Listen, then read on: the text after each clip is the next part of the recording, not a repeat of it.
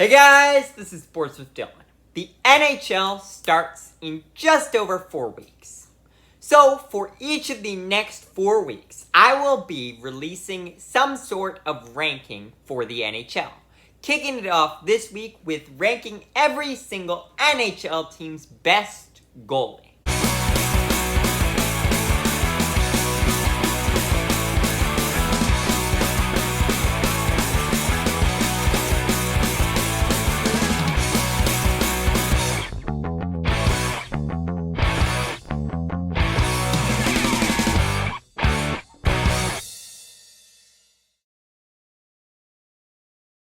Karel Vejmelka actually wasn't as bad as he could have been last year on a terrible Coyotes roster. I'll give him credit for the fact that there's no defense in front of him, no offense to score goals, which means that the Coyotes as a whole are very bad, and yet he could have played worse. But he has to stay in this 32nd spot. Elvis Merzlikins played way better the past couple of years when he took the job from Joonas Korpisalo.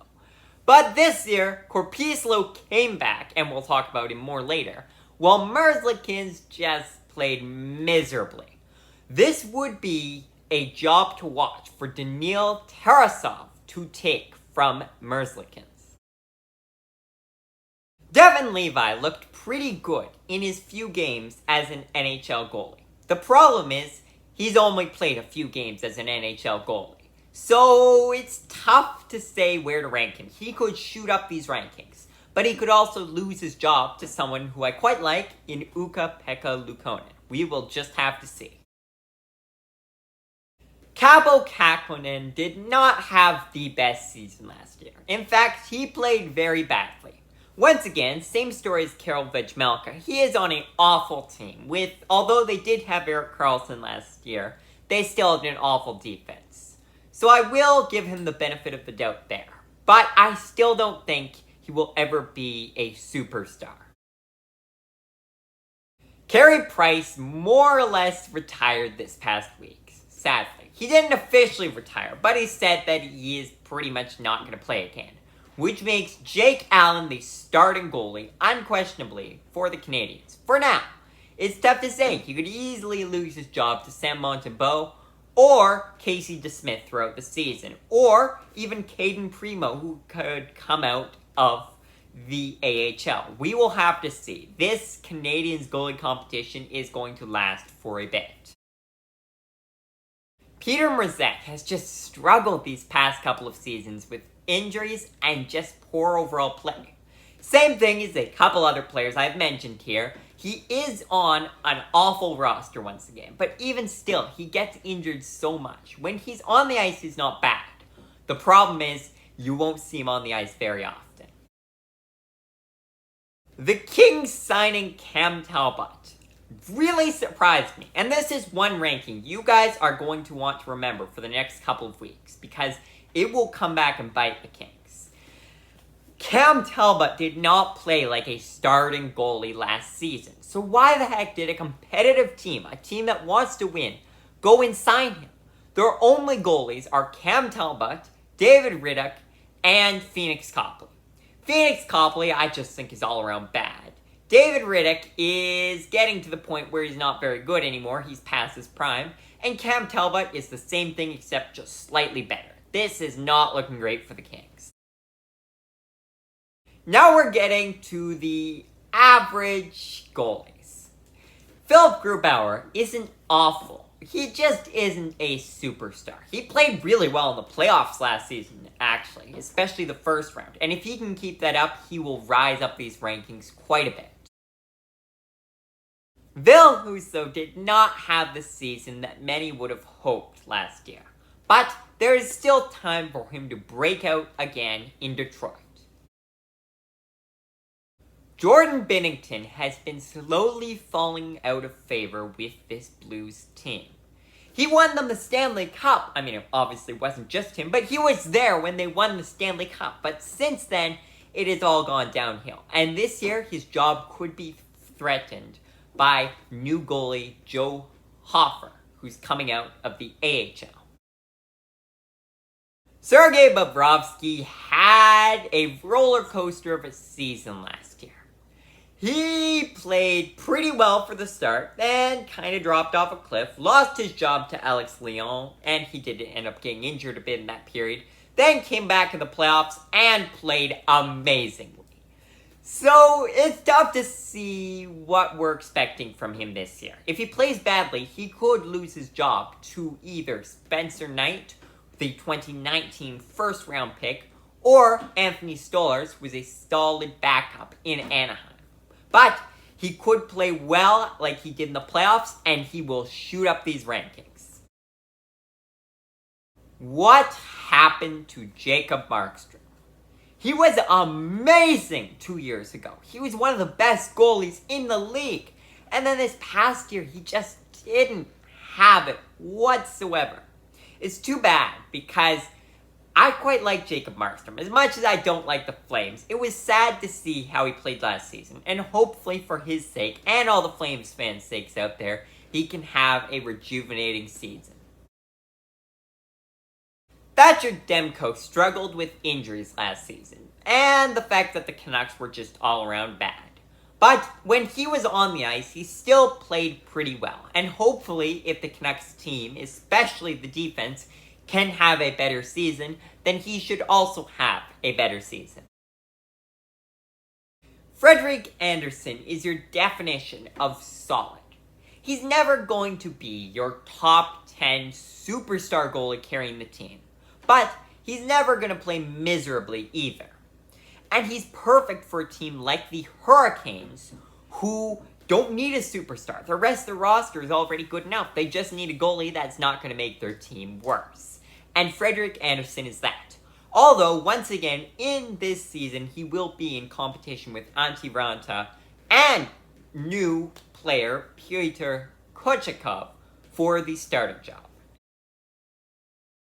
Vitek Vanacek actually had a really good season in New Jersey last year. His regular season, honestly, he was one of the best goalies in the league. But then in the playoffs, he just fell off a cliff and ended up losing his job to Akira Schmid. This will be an interesting competition this season between Schmid and Vanacek. Either of these guys could easily come out as the top goalie. We'll just have to see. Told you we'd talk about Korpisalo later on. Joonas Korpisalo was not so great in Columbus for the longest time. He ended up losing his job to Elvis Merzlikins. Until this past year, he shot up, played amazing in Columbus. Ended up getting traded at the deadline to Los Angeles Kings, who desperately needed a goalie after the fact that Cal Peterson and Jonathan Quick both absolutely sucked.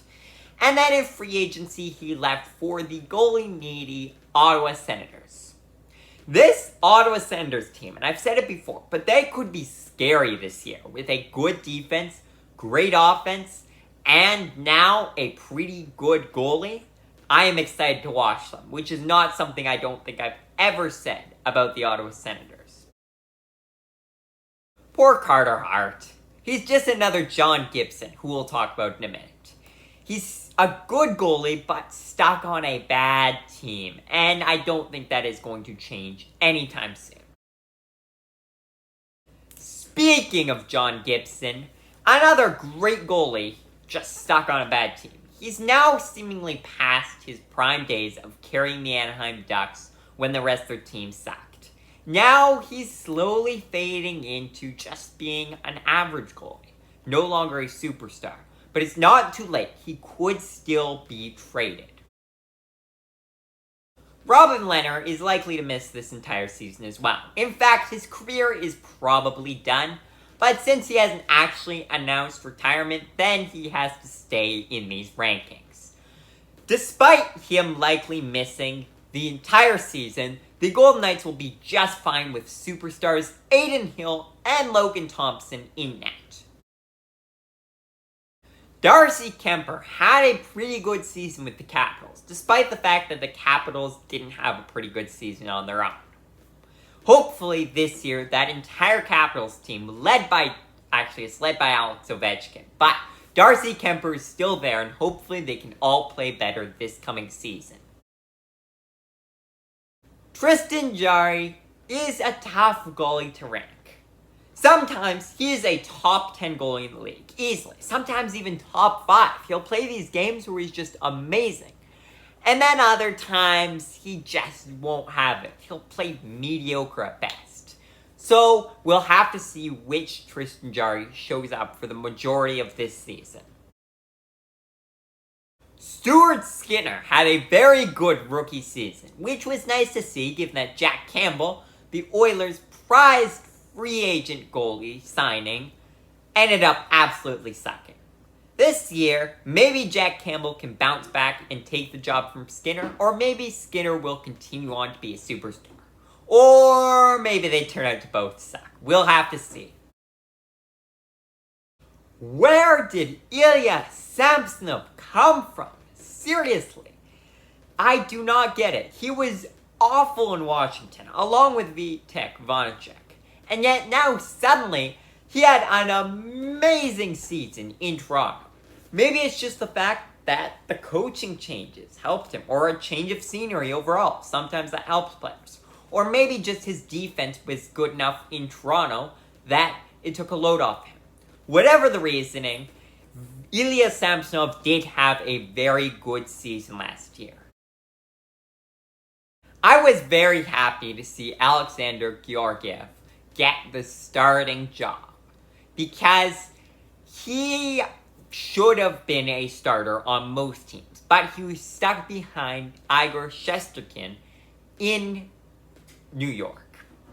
When he was traded to the Avalanche, he did not disappoint and played extremely well in his first season as a full-time starting goalie. Another goalie that just came from nowhere last season, Philip Gustafsson, was Ottawa Senators' third-string mediocre goalie who ended up getting exchanged in the Cam Talbot trade, and then exploded last season and ended up taking the job from superstar veteran Marc-Andre Fleury. This year, it will be an interesting competition between the two, but the Wild are in good hands with both of them. Juuse Saros continues to play extremely well every single year. I quite like the guy, and I hope eventually the Predators can be real playoff competitors under him. Jake Ottinger just continues to get better as he ages and matures just a bit more. This year, I'm expecting big things from him and this entire Dallas Stars team. Maybe even a Vezina trophy.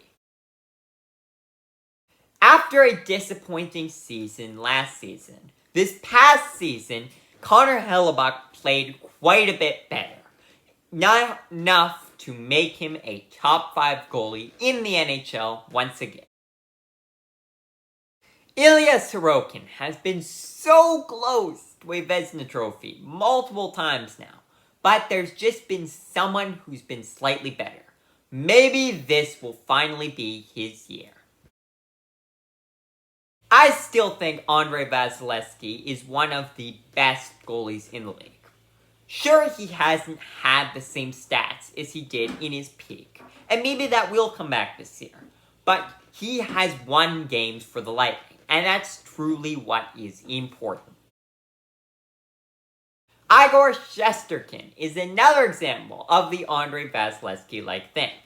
After winning the Vezina, then this past season he did not have the same form. Don't get me wrong, he was still a superstar goalie, but he just wasn't quite the same.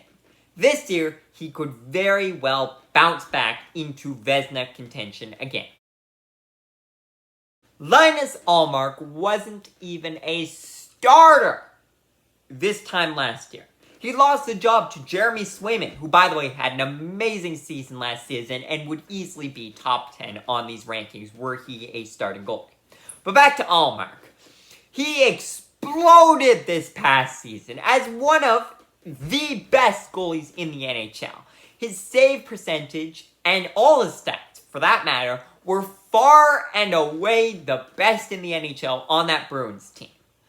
But we've got to expect regression from that entire team, including Allmark, this coming season. But we'll have to see. You never know. Maybe they will remain competitive, especially Allmark. Or maybe he'll fall back to earth after one breakout season, one-year wonder, and Jeremy Swayman will take the job back. We'll have to see. But for now, thank you guys for watching, and I will see you guys again next week.